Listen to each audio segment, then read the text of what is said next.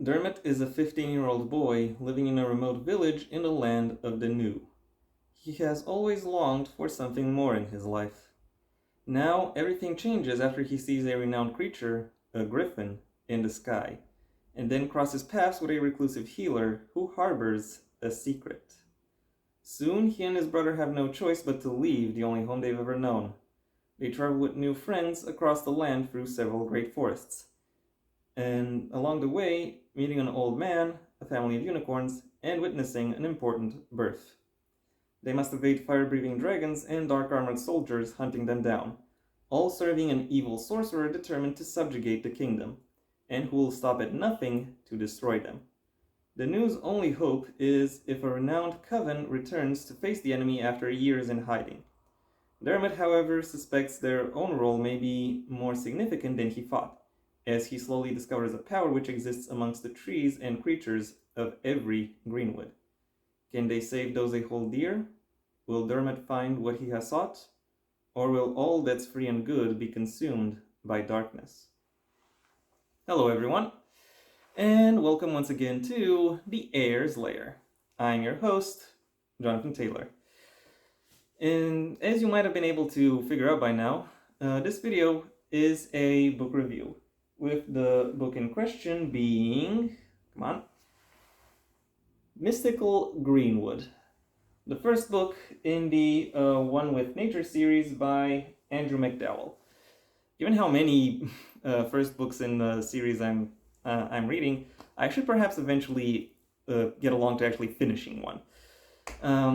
Should that be the case, I however fear this series will not be one of them, because the first book came out in November 2017, and ever since it's still the only book that has been released within this series. So it's quite likely for there to be a sequel or any other kind of continuation, to be quite honest.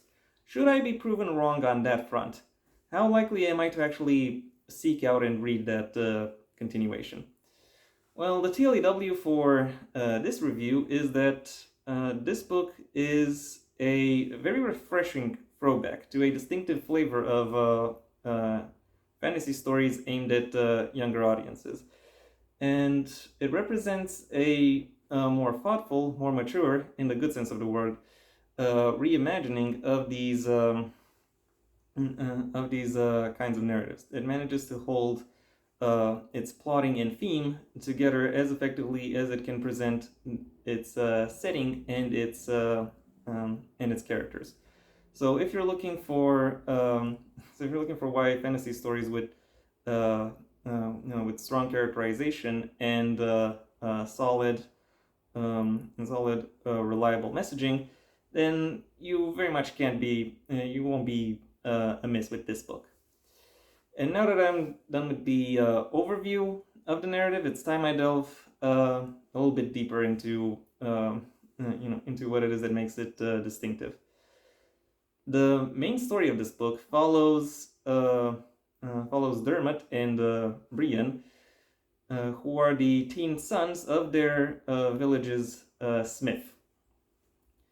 One day, after an encounter with a griffin, Dermot discovers that there is a new layer to the world within which he grew up in.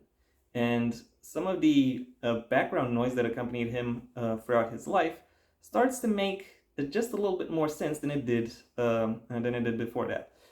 As he is trying to untangle that this particular net he discovered, he and his brother are caught up and have to undertake a quest that none of them really expected, although arguably Dermot himself secretly hoped for. The side stories of this book follow, on the one hand, the operations that the main villain is unleashing, and on the other hand, the consequences of said operations. this might sound like it could be chaotic and all over the place, but to be honest, Andrew manages to handle these different plot threads quite well, and is actually very deliberate um, uh, in what it is that he chooses to showcase in order to emphasize the stakes and the messaging that he is trying to convey throughout the book. If anything, I am actually willing to argue that the main plot is actually overemphasized compared to the compared to the side plots, which should speak volumes for the thematic weight and for the narrative importance that these parts of the book actually carry. The world building is done with similar levels um,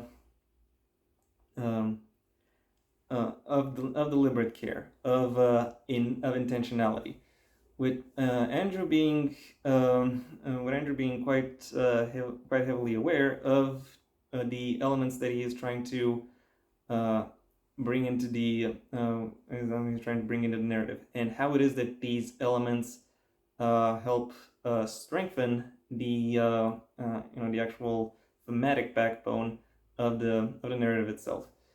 And in case you're thinking that sounds like it pretty much railroads the narrative and simplifies the world to an unnecessary degree, that is not actually the case. Andrew does a great job at displaying the breadth of the setting, showcasing not just the wide variety of both natural and man-made elements within the story, but also how they interact and the various interconnected relationships that result from their interactions, from being in roughly the same place at roughly the same time. There is, however, a curious lack of depth, or for lack of a better word, chunkiness. Like there are various parts of the story that are left unfortunately underexplored or underdescribed, underpresented, which ultimately makes some of the action or the elements within the story a little bit harder for readers to actually visualize, to actually create a picture within their minds. It's arguably not that big of a problem for readers with aphantasia. However, not all readers of this book are going to have aphantasia, so they really could have used a little bit more, breadcrumbs, a little bit more bite to the world. Thankfully, the characterization that Andrew employs within the story does not have any similar slip-ups. All of the different plot threads that this book presents are given to the reader from various different perspectives, and these perspectives are differentiated well enough to where potential readers can very easily tell the people within them apart, and also what it is that makes these characters distinctive, what makes them tick. Even aside from perspective characters, pretty much every character who has an impact upon the plot receives a name and various other pieces of information that would allow the readers to glean their motivations, their goals, and the methods with which they choose to follow these goals, alongside the connective tissue necessary for them to the connective tissue that really describes these facets of the character's personality. Admittedly, not every character receives equal level of development, and with some people it is more obvious than others. However, whenever the author urges the readers to explore a particular character, there is always something. There is always something about that character that is to be discovered. So yeah, I very much find that to be a rewarding manner to to write the book. Overall, in spite of some compositional awkwardness, I can very much say that this book still represents a very significant development within YA fantasy. One that manages to accurately accurately and engagingly present the present characters and messages as well as a broad and engaging setting, and in a manner that serves not just the reader's hearts but also the reader's mind. My final rating for Mystical Greenwood is a 4 out of 5. And that was my review. Thank you for your attention. If you enjoyed it, well then please like the video, maybe even share it wherever you think other people will also like the video. If there is anything you'd like to add, either to the book itself or to my review of it, that's what the comment section is for. And if you want to see when my next video gets released, well then please subscribe. And ideally also ring the bell or do whatever else YouTube will ask of you in order to keep you notified. My books, the first of my own Heir to the Empire series, The Next Generation and The Path Not Taken, are available at various book retailers under their respective master links in the description down below, right past my social media links, which I also suggest you check out should you choose to. Additionally, you have the option of supporting me on Patreon, where depending on the level at which you pledge, you will receive various perks, the specifics of which will allow you to discover for yourselves. Alternatively, you also have the option of going through my second channel, where you can hear me talk about things that aren't related to books or literature. Alternatively, you can stay on this channel and go through my extensive backlog of writing advice, other book reviews, or even information about my own books. Or you can do whatever else you want with your day, because it is your day after all.